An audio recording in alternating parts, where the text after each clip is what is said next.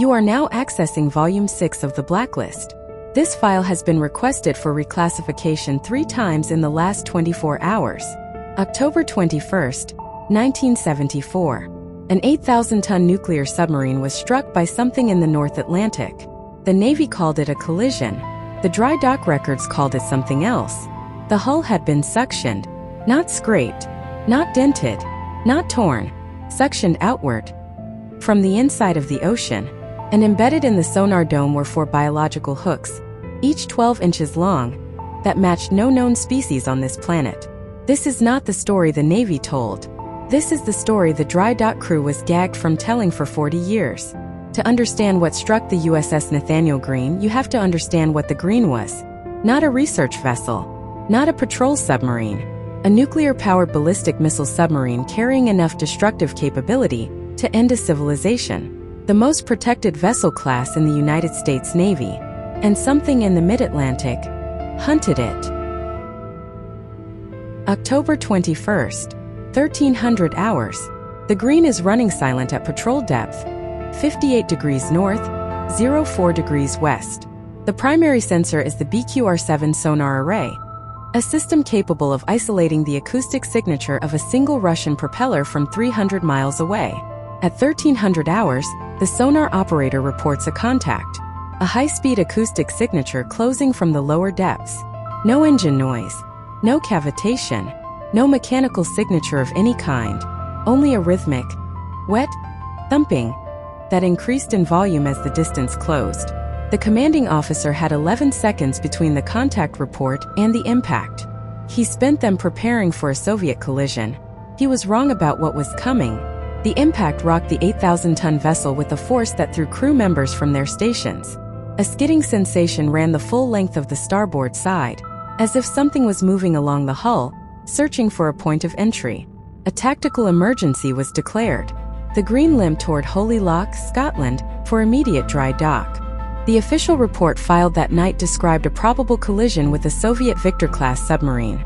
That report sat in the public record for 40 years. Then in 2022, a former hull technician from Holy Loch released the recovery logs. When the dry dock was drained, the crew found no scraped paint, no twisted steel, no evidence of metal-on-metal contact.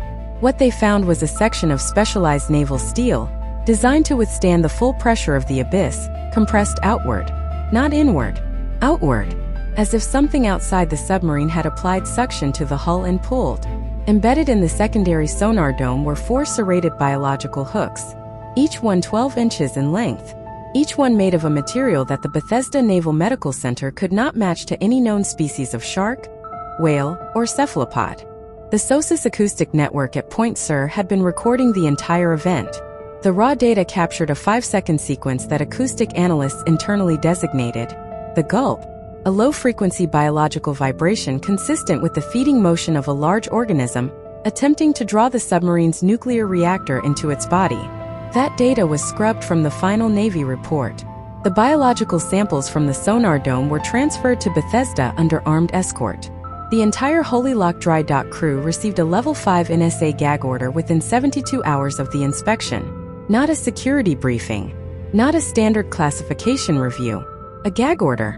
In the 18 months following the Nathaniel Greene incident, the United States Navy's deep-sea biological research budget increased by 400%. The public was told this was expanded anti-submarine warfare capability. What it actually funded was the installation of acoustic shields on every ballistic missile submarine in the fleet. Devices designed to emit a low-frequency signal that mimicked the acoustic profile of a dying tectonic plate. The engineering brief for this program used a single phrase to describe its purpose: to make our reactors sound inedible. The contact point of the Nathaniel Greene, coordinate 58 north, 04 west, has been permanently removed from all civilian bathymetric surveys.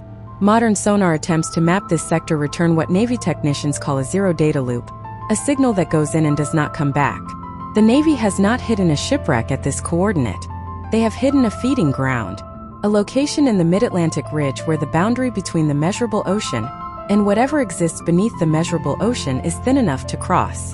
The Greene was decommissioned in 1986. The official reason was budget reallocation. The internal hull inspection logs describe something different.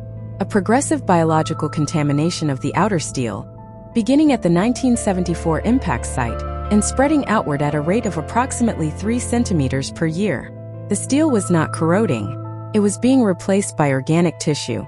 In 2025, acoustic sensors operating near the Azores detected 3 signals with an identical frequency profile to the Gulp recording from 1974. They are not following submarines.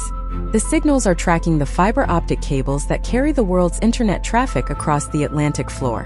Whatever hunted the Nathaniel Green has adapted. It is no longer interested in our ships. It has found something more permanent to follow. Share this file before it gets classified again. The leaked coordinates of the Azores signal are being secured inside the Arkansas. Join the recruitment to unlock Volume 7 and access the restricted files. Stay deep.